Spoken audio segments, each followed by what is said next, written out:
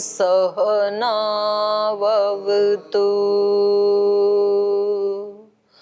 सहनौ भुनक्तु सह वीर्यङ्करवावहै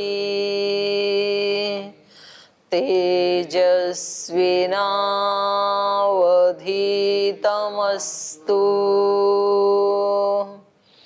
मा विद्विषावहै। ॐ शान्ति शान्ति शान्तिः।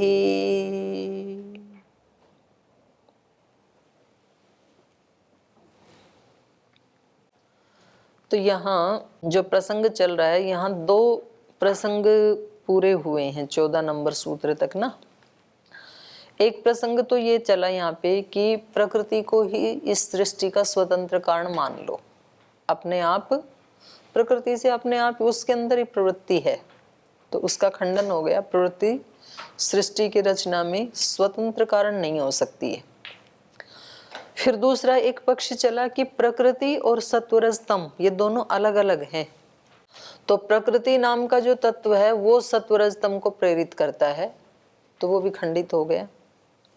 अब एक ये तीसरा पक्ष इन्होंने चलाया है, ये कह रहे हैं परमाणु को ही मान लो, परमाणु ही उनमें गति होती है और वो जुड़ते जुड़ते, जैसे परमाणु एक परमाणु दूसरे से जुड़ा, फिर वो तीसरे से जुड़ा, चौथे से जुड़ा, तो ऐसे एक परमाणु दूसरे से जुड़ा और फिर ऐसे ऐसे 3 जोड़े एक साथ जुड़े तो उसको त्रेणुक कह देंगे, और एक दूसरे से जुड़ा तो द्वेणुक कह देंगे, और फिर वो जो त्रेणुक कई आपस में जुड़े तो कुछ एक अवयवी बन जाएगा। तो ऐसी सृष्टि बन गई परमाणुओं के स्वतंत्र कारण मानने से। तो ये इन्होंने कहा कि अगर ऐसे मानेंगे, और फिर इन्होंने हाँ एक बीच में प्रसंग आया कि भाई वो तो जड़ हैं, तो उसमें भी गति कहाँ से आई, तो बोले क्योंकि आत्मा उसके साथ जुड़ी हुई है ना। ननु जीवात्मनाम कर्म निष्पन्नम यद अदृष्टम तद जीवात्मसु समवाय संबंधेन अभिवर्तते। जीवात्मा उसको प्रेरणा देता है, तो बोले जीवात्मा तो प्रलय में भी उसके साथ रहता है, तब क्यों नहीं देता है?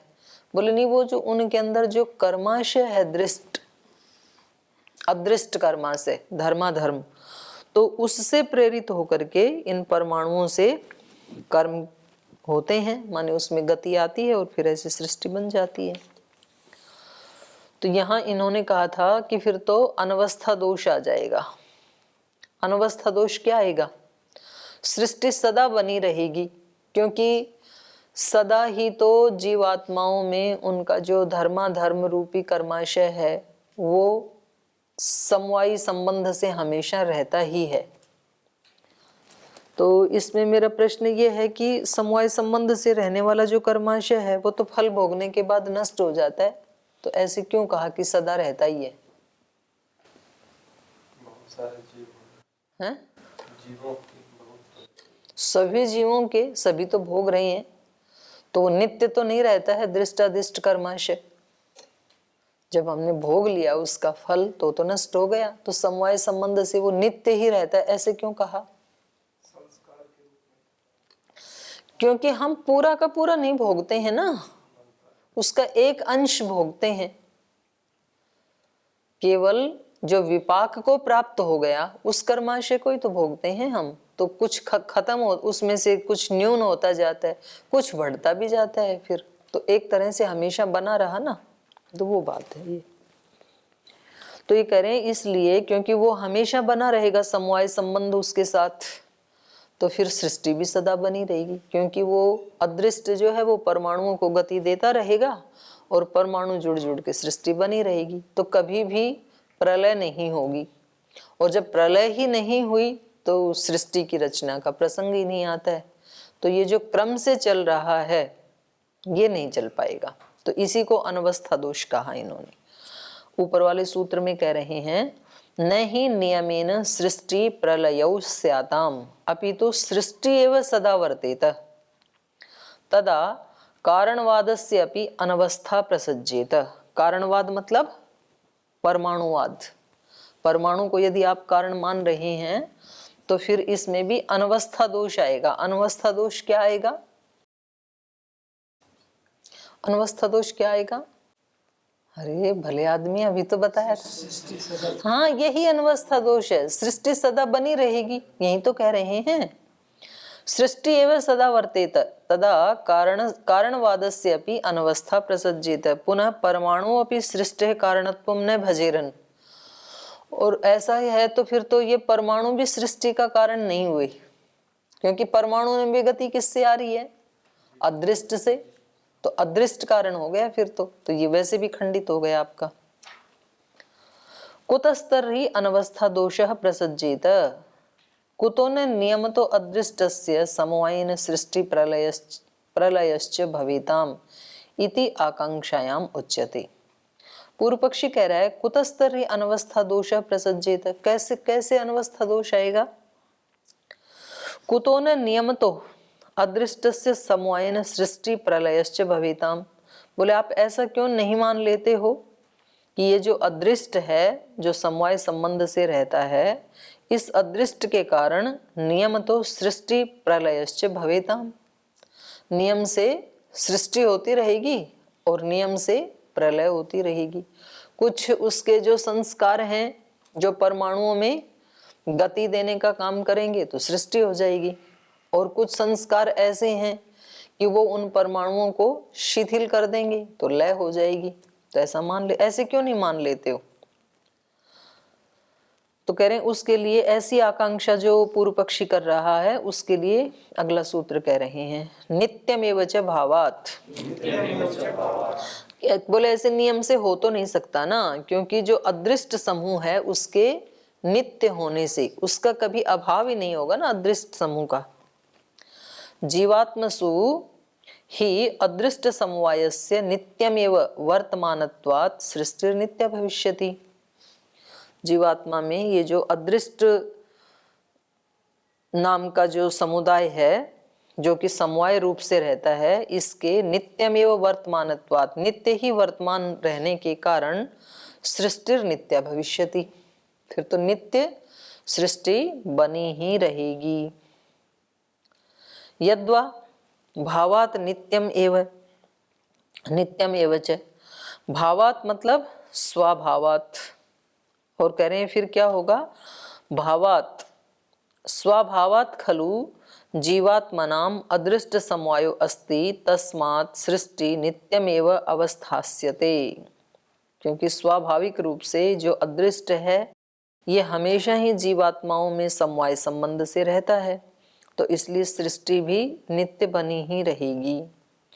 किम वा अदृष्ट समवायवताम जीवात्मनाम नित्यमेव परमाणुभिः सहभावात् परमाणवो नित्या जीवात्मनोपि नित्या तर्हि उभयेषां भावात् सत्तया समान सत्तया वर्तमानत्वात् अनवस्था दोषः प्रसज्यते।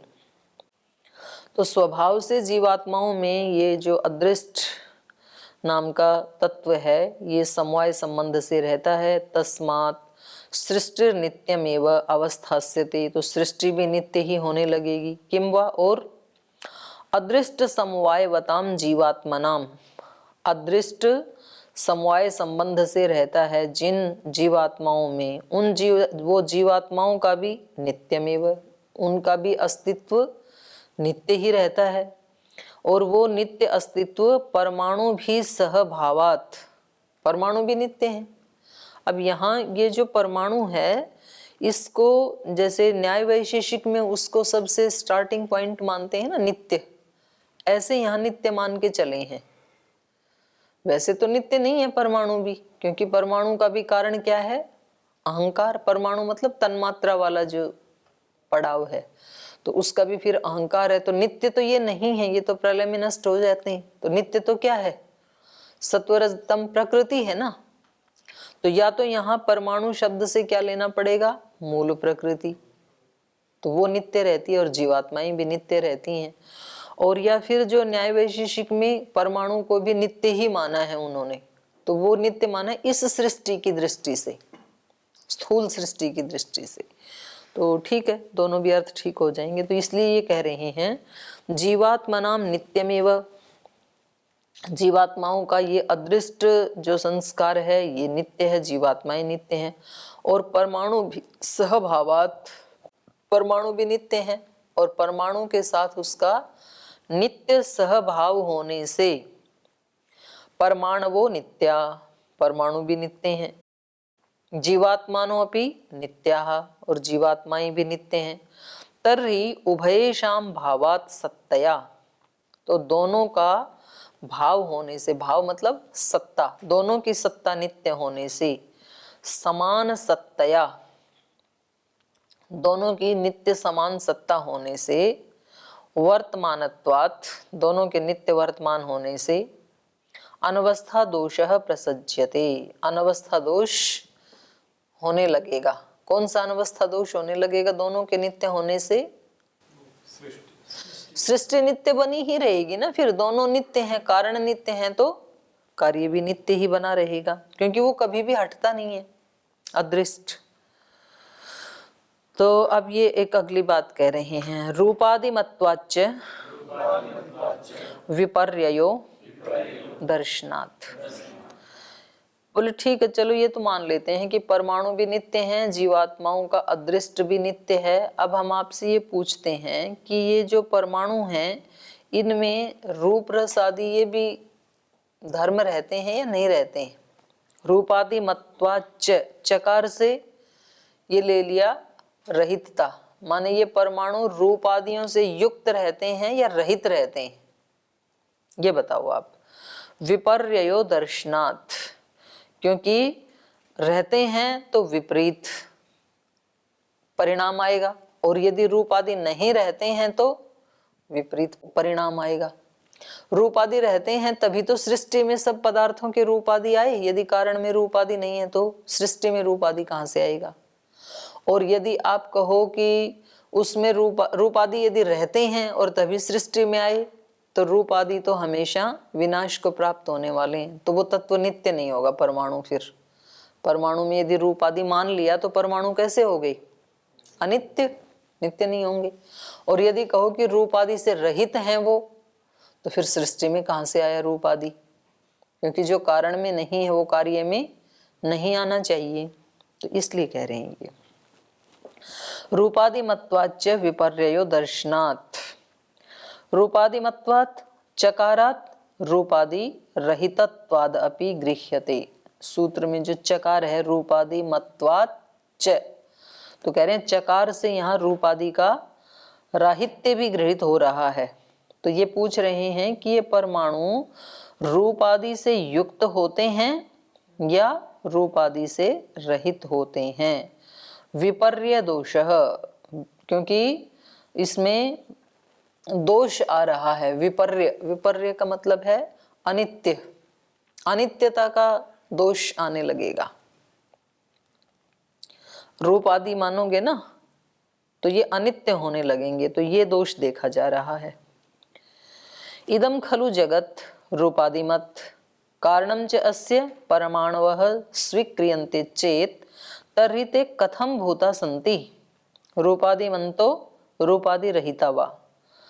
कह रहे ये जो जगत है, इदम खलु जगत रूपादिमत, वो रूपादि से युक्त है। कारणं च अस्य परमाणवः स्वीक्रियन्ते, और इसका कारण परमाणुओं को स्वीकार किया गया है। तो परमाणवः स्वीक्रियन्ते चेत् तर्हि ते कथं भूता, तो फिर आप ये बताइए कि वो परमाणु हैं कैसे, किस प्रकार के हैं वो। कथं भूता सन्ति रूपादिमंत रूपादि रहिता वा, वो रूप आदियों से युक्त हैं या रूप आदि से रहित हैं। यदि ही रूपादिमंतः स्वीक्रियेरन्, यदि तो आप उनको रूप आदियों से युक्त स्वीकार करते हैं, तदा तेषां विपर्ययो नित्यत्व विपर्ययो अनित्यत्वं प्रसज्येत। यदि तो वो रूप आदि से युक्त हैं तो तेषां विपर्ययो, विपर्य मतलब नित्यत्व विपर्य, विपर्य तो होता है ना उल्टा, विपरीत। किससे विपरीत? नित्यत्व से विपरीत, अर्थात अनित्यत्व।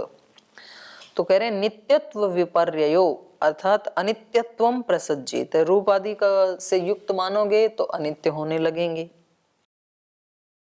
यद्यत् खलु रूपादिमत तत्तत् अनित्यम दृश्यते, क्योंकि जो जो रूप आदि से युक्त देखा जाता है वो अनित्य भी देखा जाता है। घटपट आदि रूप आदि से युक्त हैं तो वो अनित्य भी देखे जाते हैं। अथ चेत रूपादि रहिता कुतस्तरी जगत रूपादिमत, और यदि आप कहो कि परमाणु कैसे हैं? रूप आदियों से रहित हैं, उनमें कोई रूप आदि नहीं है, तो फिर इस जगत में ये रूप आदि कहां से आया? जो कारण में नहीं था गुण, वो कार्य में कैसे आया? नहीं असतः सदुत्पत्ति ही, क्योंकि असत से तो सत की उत्पत्ति नहीं होती है। यदि कारण में रूप नहीं था तो कार्य में भी रूप नहीं आना चाहिए। उक्तम ही, और ये बात तो शास्त्र ने कही है। तो बहुत देर के बाद शास्त्र का प्रमाण आया अब की बार, क्योंकि इस बात में ज्यादा किससे चल रहा है? तर्क से चल रहा है। तो छांदोग्य उपनिषद में कहा कथम असतः सज्जायित, वो समझा रहे हैं अपने पुत्र को कि हे पुत्र, सृष्टि के आदि में केवल असत नहीं था, क्योंकि यदि असत होता तो कथम असतः सज्जायित, असत से ये सत कैसे उत्पन्न होता? नहीं अभावात भावस्य उत्पत्ति दृश्यते, क्योंकि अभाव से कभी भाव की उत्पत्ति नहीं देखी जाती है। भावात्मकाद एव भावस्य उत्पत्तिर दृश्यते, क्योंकि भाव से ही भाव की उत्पत्ति देखी जाती है, भावपने से ही भाव की उत्पत्ति देखी जाती है। अतोपि विपर्यय आपतति, इसलिए यदि यहाँ आप रूप आदि से रहित मानोगे तो भी ये विरुद्ध अवस्था में चला जाएगा, माने दोष लगेगा इस पक्ष में भी। तस्मात् स्वतंत्र परमाणु कारणवादे दोषो अस्ति एव, तो चाहे तो आप परमाणुओं को रूप से युक्त माने या तो रूप से रहित माने, दोनों ही पक्ष में ये स्वतंत्र कारण नहीं हो सकते, दोष आएगा दोनों में ही। तो ये तीसरा चल रहा था ना परमाणुवाद वाला, इससे पहला प्रकृति स्वतंत्रवाद, फिर प्रकृति और रजस्तम का भेदवाद, और ये तीसरा चल रहा है परमाणु स्वतंत्र कारणवाद। ऐसे अब ये कह रहे हैं अस्तु तर्हि परमाणुषु उभय धर्मत्वम रूपादिमत्वम रूपादि रहितत्वम च।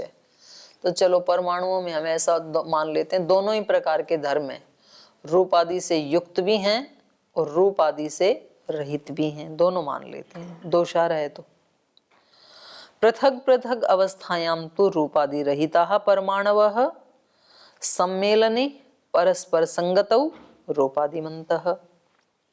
बोले जब ये परमाणु अलग अलग अवस्था में रहते हैं तब तो रूपादि रहिता परमाणवः रूपादियों से रहित रहते हैं, और सम्मेलने जब वो जुड़ जाते हैं तो परस्पर संगतौ रूपादिमन्तः, जब एक दूसरे से उनका संयोग हो जाता है तो रूप वाले हो जाते हैं। जैसे कोई मिट्टी का ढेला है और उसको चूर्ण बना के फूंक मार के उड़ा दिया, तो परमाणु तो हैं उसके मिट्टी के, लेकिन उनका रूप अब दृष्टिगोचर नहीं होता है। लेकिन जब वो सारे इकट्ठे हो गए तो पिंड रूप में या घट रूप में उनका रूप अभिव्यक्त हो जाता है। यद्यपि ये समझाने के लिए है, उस छोटे परमाणु में भी छोटा रूप तो है, तभी तो आएगा इसमें, लेकिन ये क्योंकि दृष्टिगोचर नहीं हो रहा है इसलिए ये कह रहे हैं, क्योंकि पूर्व पक्षी का है। तो बोले दोनों गुण हैं उसमें, जब वो परमाणु रूपादि रहिता परमाणु सम्मेलने परस्पर संगतौ रूपादिमन्तः, अलग अलग होते हैं तो रूपादि से रहित होते हैं, उनका सम्मेलन हो जाता है तो रूपादि से युक्त हो जाते हैं। परस्परम संगत्य रूपादिकम व्यंजयन्ति, जो परस्पर वो संगति को प्राप्त हो जाते हैं, संयोग को प्राप्त होते हैं तो रूपादिकम व्यंजयन्ति अभिव्यक्त हो जाते हैं, रूपादियों को अभिव्यक्त करने में समर्थ हो जाते हैं। यथा ही, एक उदाहरण दे रहे हैं, यथा ही महती कृष्ण भूमिका आगारे तोलक परिमाणा प्रसारिताः कार्पासंशवः रूपादि रहिता एव भवन्ति। जैसे एक उदाहरण दे रहे हैं, यथा महती कृष्ण भूमिका आगारे, एक कोई महान वो है कमरा, और उसकी भूमि कैसी है, कृष्ण, काली, तो या तो काली टाइल्स लगी हैं या वैसे कोई उसमें कुछ काली माँ पेंट आदि किया है, जो भी है। तो कृष्ण भूमि का आगारे, काली भूमि वाला कोई आगार है, भवन है, तो उसमें तोलक परिमाणाः कार्पाश अंशवः प्रसारिताः। तोलक परिमाण माने तोला भर, एक परिमाण होता है ना तोला, 10 ग्राम का, 10 ग्राम से थोड़ा सा कम ही होता है शायद, तो तोला भर कार्पाश अंशवः, रुई के अंश, कुछ तंतु बिल्कुल तोला भर छोटे छोटे करके, एक तोला तो टोटल रुई और उसके भी अंश करके छोटे छोटे, वो उस कृष्ण भूमि का आगार में प्रसारिता, फैला दिए, छोटे छोटे डाल दिए, बिल्कुल छोटे, खूब सारे करके। तो अब वो अलग से दिखेंगे नहीं ना, रूप आदि रहिता एवं भवंती। कोई व्यक्ति उस कमरे में जाए तो अलग से दिखेंगे ही नहीं, इतने छोटे छोटे रोए रोए बिल्कुल नन्हे नन्हे ऐसे डाल दिए वहां पे। परंतु यदा सम्मार्जन्या खलु एकत्रीक्रियन्ते तदा ते परस्परम संगत्य रूपादिमंतो भवन्ति। जब अलग अलग बिल्कुल एक छोटे छोटे अंश रूप में पड़े थे तो उनका कोई रूप दिखाई नहीं दे रहा था, लेकिन जब किसी ने सम्मार्जनी लाके, झाड़ू ला करके उनको इकट्ठा किया तो उनका फिर एक रूप दिखाई देता है। यदा सम्मार्जन्या खलु एकत्रीक्रियन्ते, जब उनको इकट्ठा किया जाता है, तदा ते परस्परम संगत्य, तो वो एक दूसरे से मिलकर के रूपादिमंतो भवन्ति, रूप आदि से युक्त हो जाते हैं। यदि ही अंशवः श्वेतः स्युः तदा संगत्य श्वेतत्वे व्यज्यन्ते, यदि पीता अंशवः स्युः तदा पीतत्वे व्यज्यन्ते, तद उभय धर्मत्वं परमाणुषु भवतु। बोले यदि ये छोटे छोटे अंश जो हैं रुई के, यदि ये सफेद हैं तो इकट्ठा करने पर यदि अंशवः श्वेता स्युः तदा संगत्य श्वेतत्वे व्यज्यन्ते, तब श्वेतत्व को अभिव्यक्त कर देते हैं वो।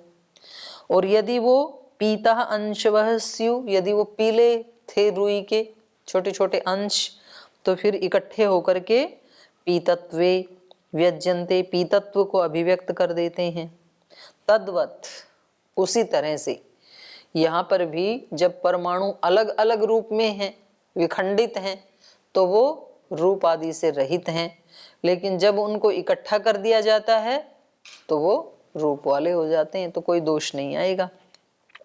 तद्वत उभय धर्मत्वं परमाणुषु भवतु न विपर्यय दोषः प्रसज्यते। तो बोले ये जो आपने विपर्य दोष आ रहा था, विपर्य दोष क्या आ रहा था, अनित्यत्व का। यदि रूप आदि से युक्त मानते हैं तो अनित्य होने लगेंगे, और यदि तो रूप आदि से रहित मानते हैं तो सृष्टि में रूप आदि की अनुत्पत्ति हो रही थी। तो ये विपर्य दोष दोनों तरफ आ रहा था, ये नहीं आएगा। अत्र उच्यते, तो अब ये पूर्व पक्षी का सूत्र था 15, अब इसका उत्तर दे रहे हैं ये 16 में। उभय था च दोषात, बोले आप कह रहे हैं कि उभय था मानेंगे तो दोष नहीं आएगा, लेकिन हमारा कहना है कि दोनों ही तरह से दोष आएगा। उभय था च दोषात उभय धर्मत्वं च परमाणुषु दोषात हेतुः न सम्यक। जो आपने कहा कि उभय धर्म वाले हैं परमाणु, तो ये आपका कथन उचित नहीं है। क्यों?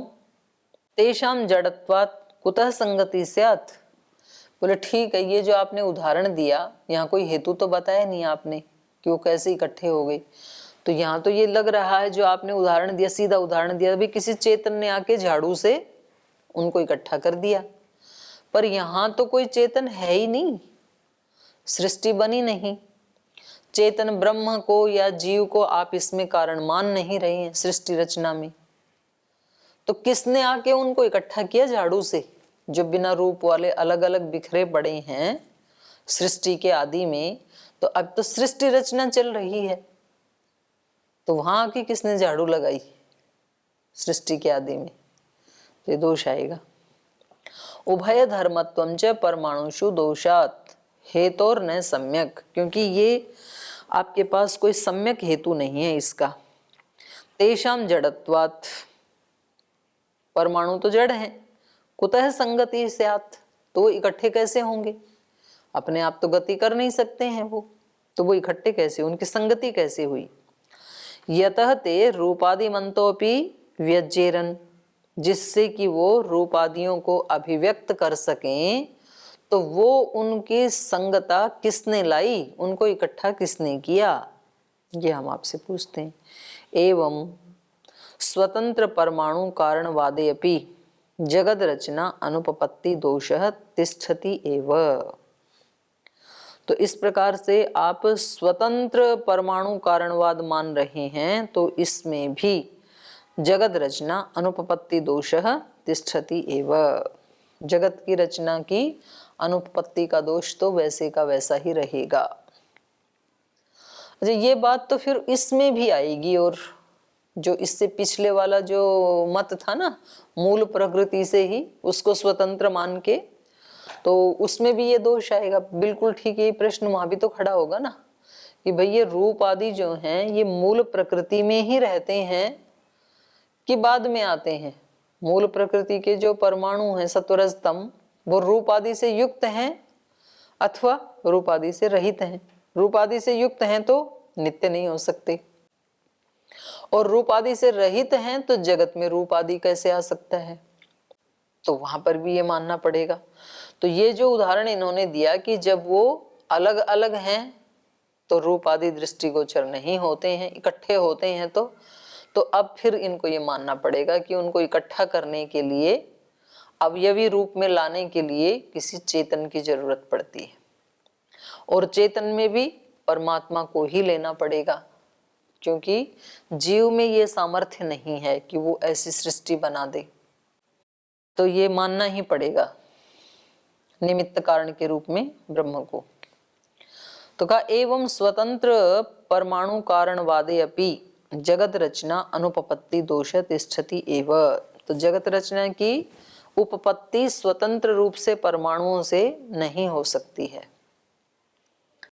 परमाणुओं से ही होती है, लेकिन परमाणु उपादान कारण के रूप में सृष्टि की रचना करते हैं, स्वतंत्र रूप से नहीं करते हैं, ये बात कह रहे हैं। तस्मात् जगद रचना यही स्वतंत्र परमाणु कारणवादो अपि न युक्तः, इसलिए ये परमाणु कारणवाद भी युक्त नहीं है। प्रकृति कारणवाद, स्वतंत्र प्रकृति कारणवाद उपयुक्त नहीं है, स्वतंत्र परमाणु कारणवाद ये भी उपयुक्त नहीं है। तो साइंस तो इसी को मानती है कि अपने आप हो रहा है, वो किसी चेतन को नहीं मानते।